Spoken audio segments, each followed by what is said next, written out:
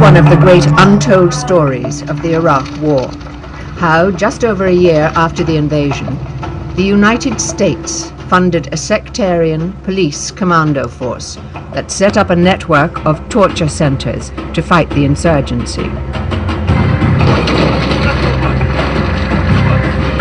It was a decision that helped fuel a sectarian civil war between Shia and Sunni that ripped the country apart.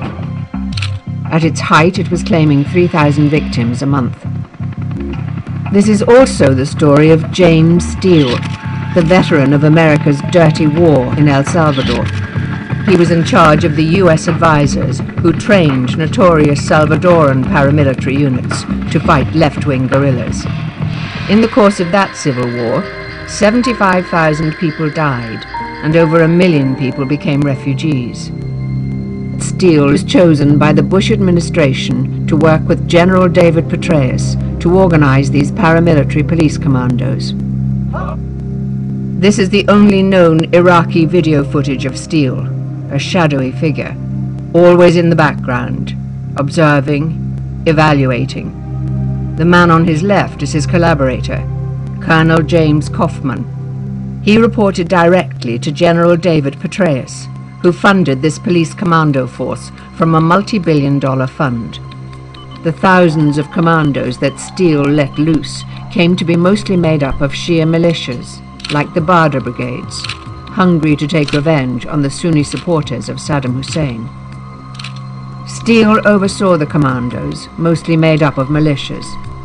They were torturing detainees for information on the insurgency. He hears the scream of the other guy who's being tortured, as we speak. There's the blood stains in, the corner of the desk in front of him. The things that went on there, drilling, murder, torture, the ugliest sorts of torture I've ever seen. The US was desperate for information on the insurgency, and Steele's expertise was turning that information, obtained from thousands of detainees, into actionable intelligence. Colonel Steele is one of the few people who understands how to conduct intelligence-driven operations against operational cells of an insurgency or terrorist organization. The Iraqi leader of these feared commandos was Adnan Thabit. In the city of Samarra, his commandos and their American advisors turned the main library into a detention center, where torture was a routine occurrence. We're in a room in the library interviewing Steele, and I'm looking around, I see blood everywhere, There were these terrible screams. There was somebody shouting, Allah, Allah, Allah, but it wasn't, kind of religious ecstasy or something like that. These were screams of pain and terror. The prisoners do start shouting. They are a bit like whirling dervishes. They love to scream, Allah, Allah. We lost the support of a lot of Iraqi citizens who became very cynical and very anti-American.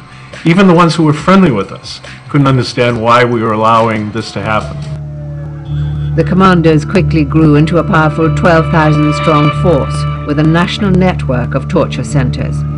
They became involved in death squad activities.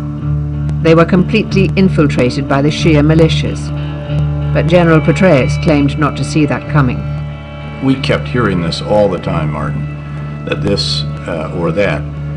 To find the absolute evidence of this has actually been quite difficult. Pretty much the whole world in Iraq knew that the police commandos were a Badr brigade. He must have known about the death squad activities. It was common knowledge across Baghdad.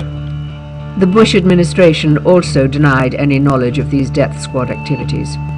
So I've not seen reports that hundreds are being killed by roving death squads at all. I'm not going to get into speculation like that. But the bodies were turning up every day on the streets of Baghdad. Many of the victims were so badly tortured they could not be identified. Those who couldn't be named found a final resting place in desolate town dumps like this one. A rusty tin can marks each grave.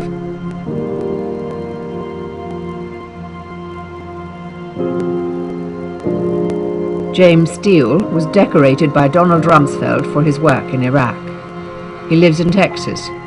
He is registered with a Motivational Speakers Bureau to give speeches about counterinsurgency and his experience in conflict zones.